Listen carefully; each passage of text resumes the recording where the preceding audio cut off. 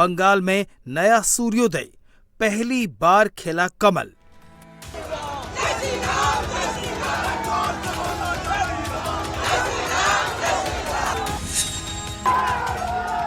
ये मोदी पर बंगाल के भरोसे की जीत है।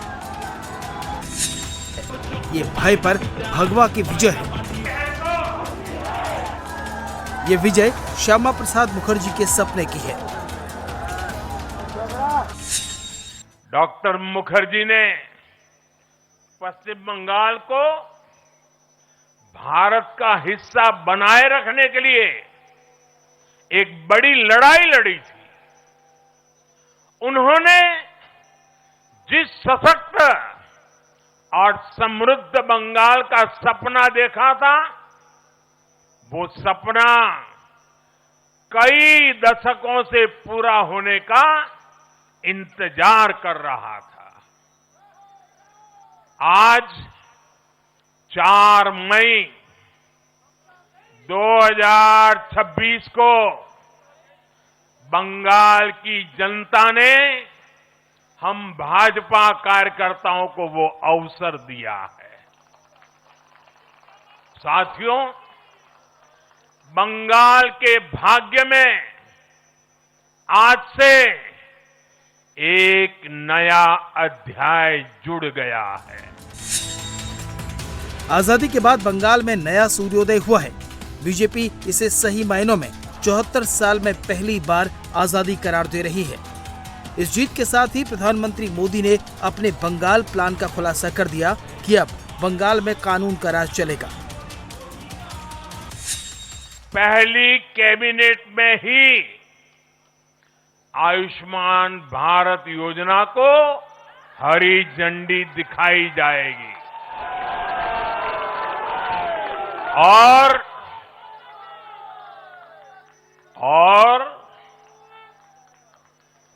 घुसपैठियों के खिलाफ भी सख्त से सख्त कार्रवाई होगी। एक ऐसा परिवेश जहां मन भय मुक्त हो और सिर ऊंचा हो, और बीजेपी बंगाल में ऐसा भय मुक्त वातावरण बनाकर दिखाएगी, ये मोदी की गारंटी है। पश्चिम बंगाल में बीजेपी ने विधानसभा चुनाव में प्रचंड बहुमत के साथ ऐतिहासिक जीत हासिल करके नया इतिहास रच दिया है।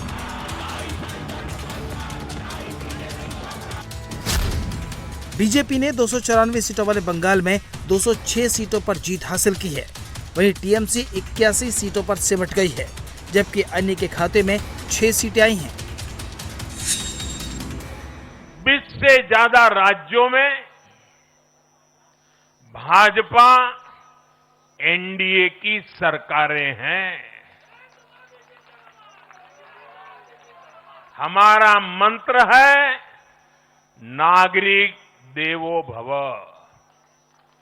हम जनता की सेवा में जुटे हुए हैं और इसलिए जनता भाजपा पर ज्यादा से ज्यादा भरोसा कर रही है।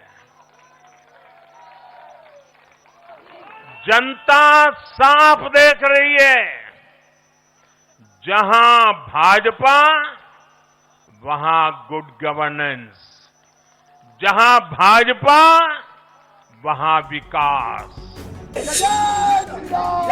बंगाल में बीजेपी की इस प्रचंड जीत के पीछे पीएम मोदी का 5 पॉइंट फॉर्मूला फुल प्रूफ रहा।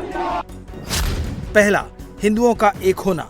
दूसरा, महिलाओं का एकजुट होना। तीसरा, लॉ एंड ऑर्डर। चौथा, मुस्लिम वोट में टूट। और पांचवा, भ्रष्टाचार और सिंडिकेट के राज के खिलाफ गुस्सा। पहली बार बंगाल में बीजेपी ने प्रचंड जीत हासिल की है और इसी के साथ टीएमसी के 15 सालों के शासन का अंत हो गया है। अंत सीएम ममता बनर्जी की सियासत का भी हो गया है। पिछले साल 14 नवंबर को जब बिहार चुनाव के नतीजे आए थे,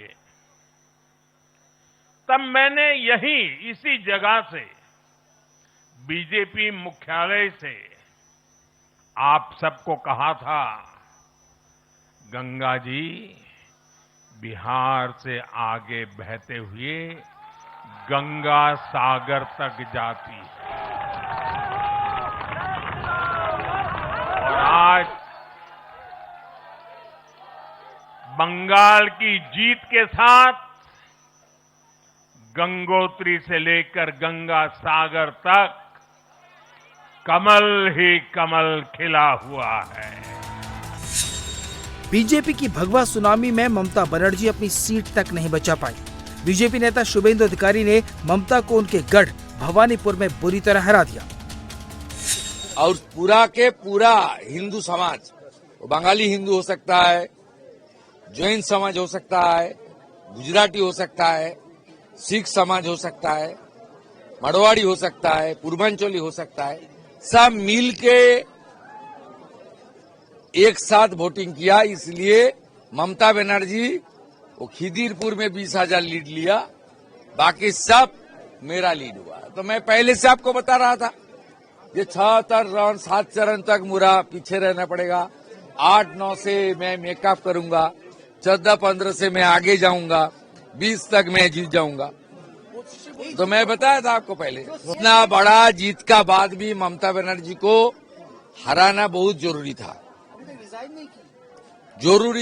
इसलिए जो भवानीपुर का जनता किया, सही काम किया। और ये असेंबली ममता बनर्जी को छोड़ के अच्छा तरीके से चलेगा।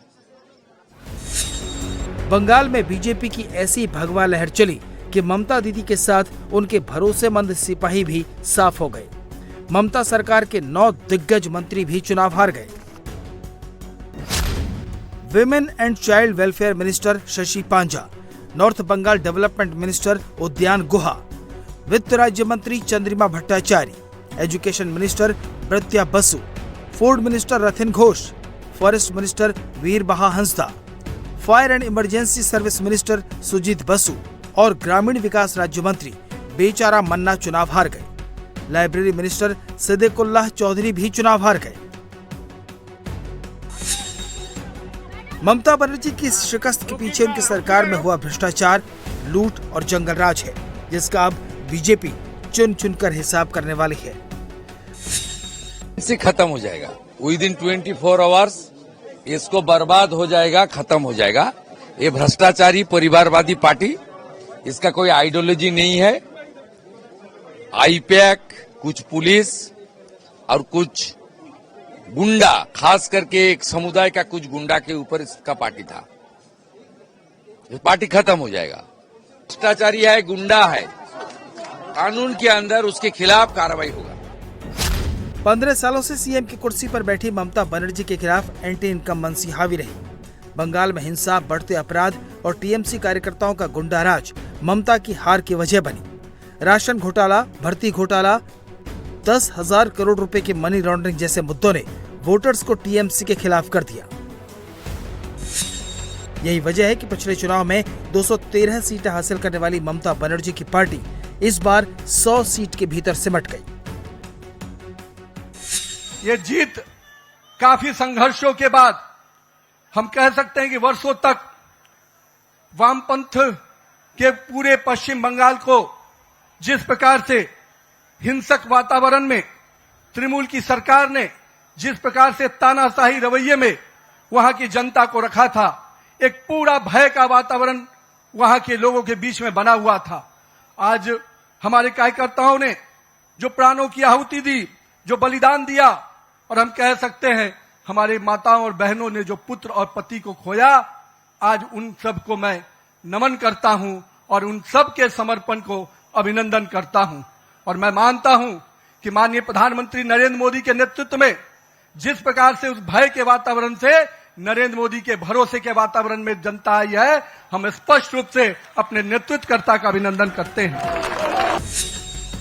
बंगाल में बीजेपी की महाविजय ने जहां मोदी के चेहरे पर भरोसे की नई चमक बिखेर दी है, वहीं चुनाव का माइक्रो मैनेजमेंट और विरोधियों की रणनीति की हवा निकालने के नए फार्मूले भी भारतीय राजनीति के अध्याय में लिख दिए गए हैं।